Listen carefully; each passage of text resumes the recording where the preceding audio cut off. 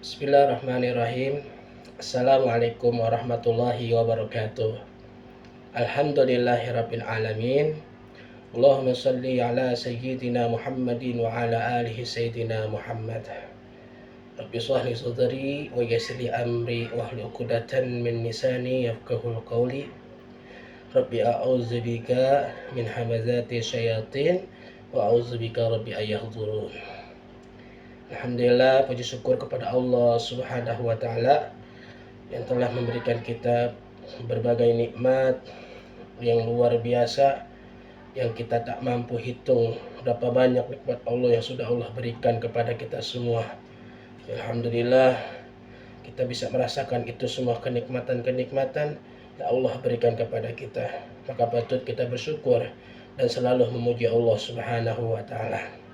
Salawat dan salam tercurahkan kepada junjungan kita Nabi besar Maulana Muhammadin sallallahu alaihi wasallam, yang mana salawat itu insya Allah kalau kita sering membacanya, sering mengikuti daripada jejak langkah sunnah-sunnah baginda Nabi kita Muhammad sallallahu alaihi wasallam, kita akan mendapatkan daripada syafaatul uzma ila yaumil qiyamah.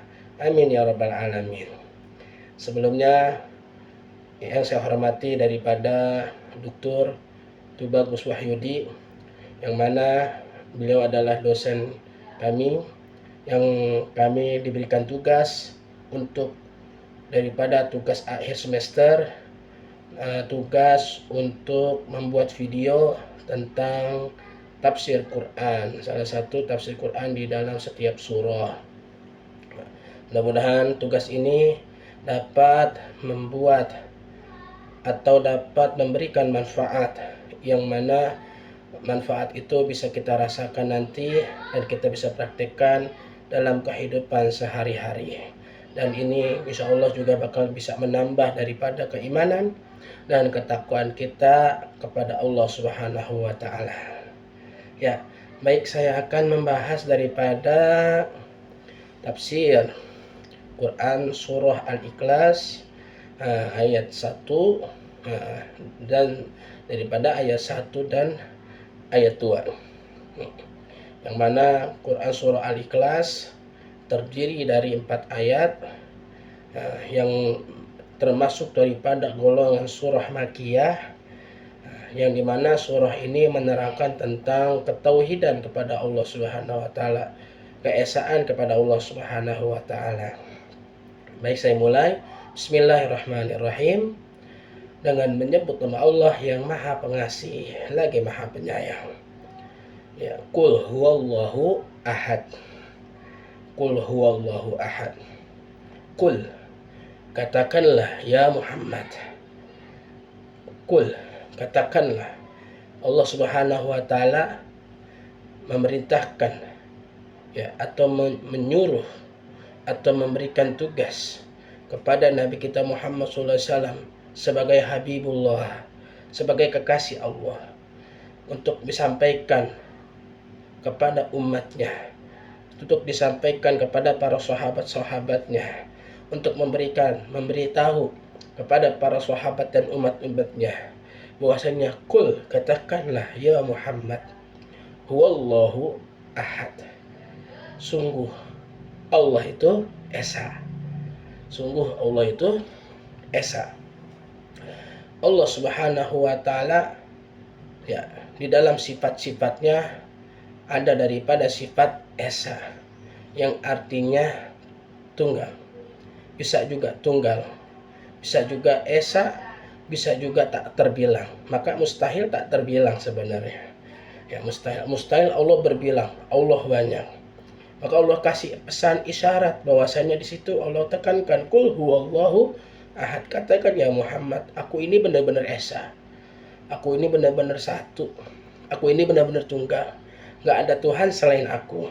Itulah ma'budah, tiada Tuhan yang berhak disembah illallah, selain aku, kata Allah Subhanahu wa taala.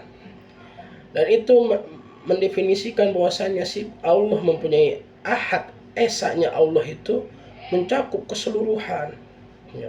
Maka dari sifat-sifatnya itu timbullah sifat yang pertama, yaitu wujud, yaitu Allah itu ada.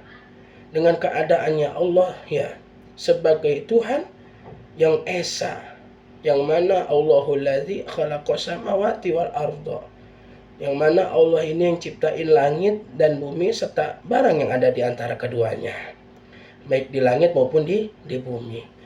Ini menunjukkan eksistensi Allah atas segala sifat esanya.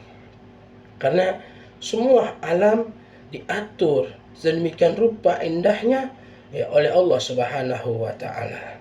Makanya qul huwallahu ahad. Bilangin Allah. Bilangin bahwasanya saya ini esa. Saya ini tunggal. Saya ini satu. Gak ada Tuhan selain saya. Gitu. Kasih tahu seluruh alam semesta ini diatur oleh saya, oleh Allah Subhanahu wa taala.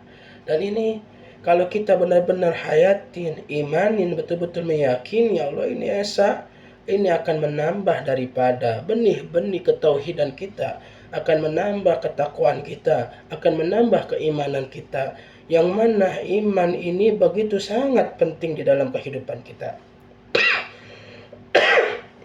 Karena kita perlu tahu bahwasanya iman, keyakinan adalah puncak dari segala yang utama.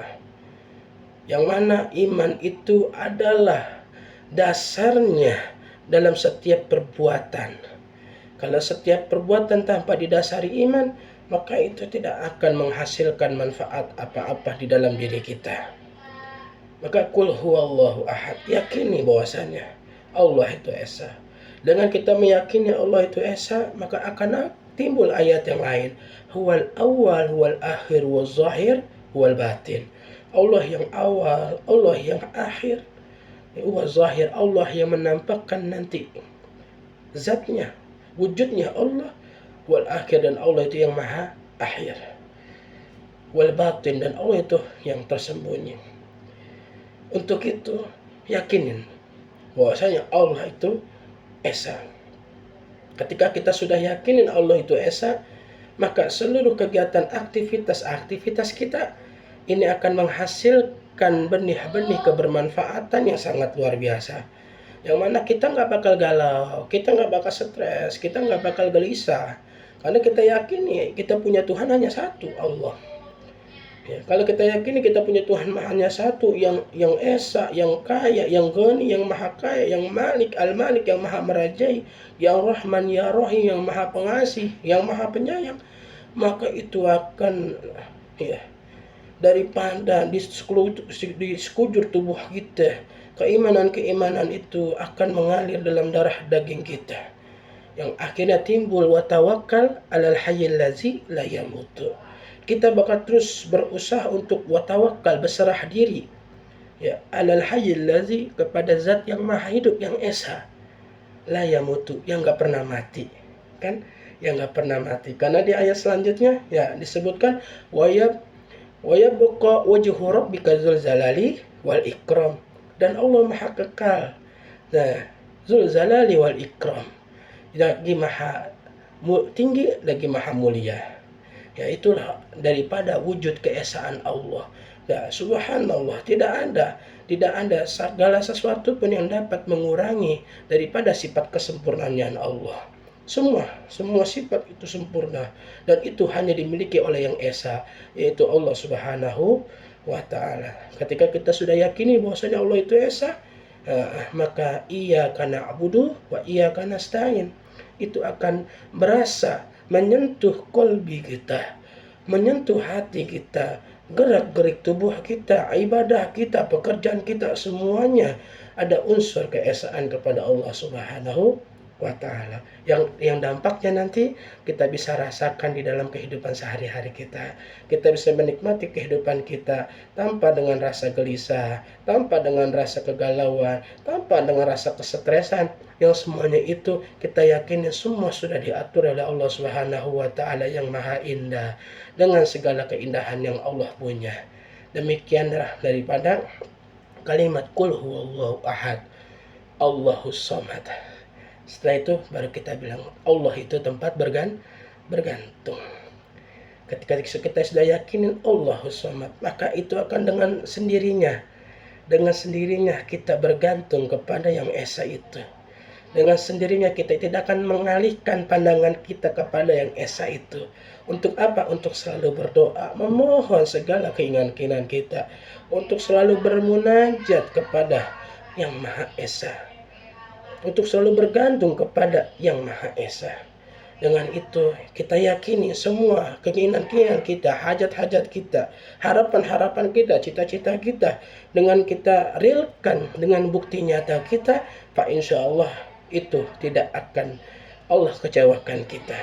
Maka dari itu, mari tanamkan tauhid, kuatkan tauhid kita, ya, dan gantungkan segala sesuatu yang kita harapkan, yang kita cita-citakan betul-betul hanya kepada Allah Subhanahu wa Ta'ala. Demikian, semoga bermanfaat dan semoga tugas ini menjadi tugas yang bisa memberikan faidah-faidah yang besar nanti, dan mudah-mudahan Al-Fakir pun berharap ini menjadi semangat Al-Fakir untuk terus meningkatkan ketauhidan Al-Fakir kepada Allah Subhanahu wa Ta'ala. Saya akhiri, saya Irfan Nur Hidayat. Wassalamualaikum warahmatullahi wabarakatuh.